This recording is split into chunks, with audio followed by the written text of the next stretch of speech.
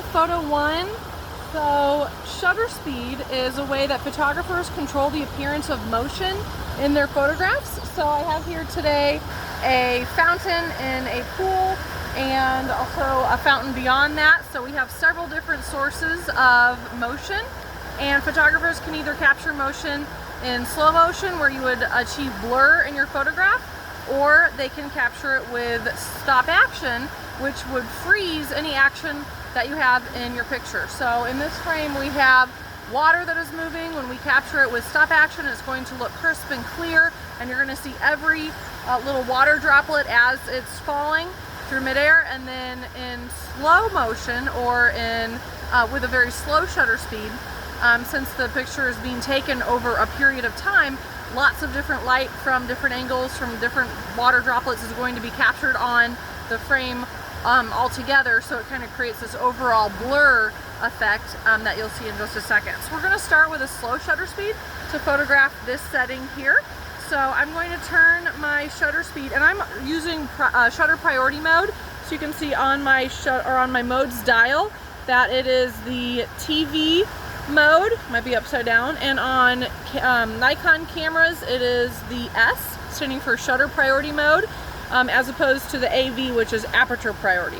So these semi-auto modes will allow the photographer to have control over one setting, either shutter speed or aperture, and then the camera will do the rest. I'm putting my ISO on something relatively fast, ISO 400. So you can see that I've chosen that there by pressing the ISO button, and this is something that you have control over on a DSLR camera. In your cell phone though, it does a pretty good job with having a fast shutter. So if you want to have like a slow shutter speed effect, you may have to download like a long timer app or a longer shutter speed app, something like that. Preferably don't pay for anything, find a free app out there. Or just use a DSLR camera that you can that you have available. So I'm going to first turn my camera to a relatively slow shutter speed, 1/30. And in general, when you use slow shutter speeds, it's best to use a tripod or to set it on something like this pedestal or this wall here that I have my camera sitting on. So I might use that in just a second. But I'm going to try taking a picture first with 1/30th of a second, and I'll see if I can hand hold it. There's different ways that you can steady yourself by either exhaling while you're taking the picture or locking your elbows. I'm going to try some of those tricks now. So I'm locking on to this fountain in the background. I'm taking the picture and it looks pretty good. You can see some blur going on with the water. I'm going to try making it even slower. So this time you'll see what happens if I don't use a tripod using a very slow shutter speed. So I'm going to this time turn my shutter speed, and notice that the aperture setting will just automatically change for you. The camera is metering and trying to make a balanced exposure based on the shutter speed that you choose. So I'm going to turn it down to 1/2 of a second. So it looks like this, 0.5 on our cameras. So we're going to try and steady ourselves. Oh my goodness, and it is so blurry. That is a long exposure. You can see us blinking where it's overexposed. Everything's kind of blurring together. So I might have to compensate by turning down my ISO. Okay, let's try that again. Because there was just not a small enough aperture to let in the right amount of light. Okay, here you can really see what happens when you don't have a tripod, when you try and take a picture with a slow shutter speed. There's blur everywhere, not just in our moving objects. So we want the water to be blurred. We don't want the background or the fence to be blurred. So I'm going to try this again, setting it on this surface and letting that steady it for me. So I'm going to focus. I'm going to put it in live view mode so I can see what I'm doing. Oh, there's a nice sky going on right now. And there it is. You can see in my photograph, the water is really blurry. It just looks like a streak, like a curtain. You can see the fountain in the background is really blurry, but the fence is nice and in focus because I have a very small aperture, so it's a great depth of field. Plus I set it on this solid surface here, so it wasn't moving with my hand. I didn't have camera shake going on. Now let's try a fast shutter speed. So on your cameras, by default, they should be on like a or is it upside down? 1/125th of a second. So we're gonna keep, these are fractions of a second. So this is 1/125. I don't know which way is up or down. This way. So it's just backwards.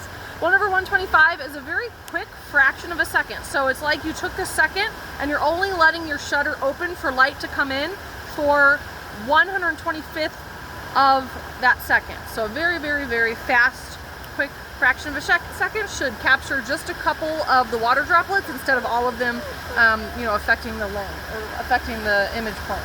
All right, so I'm going to focus on the fountain in the foreground. And oh, here it is. You can see pretty well all of the details of the ribbons of water coming down. This is at 1/25th of a second.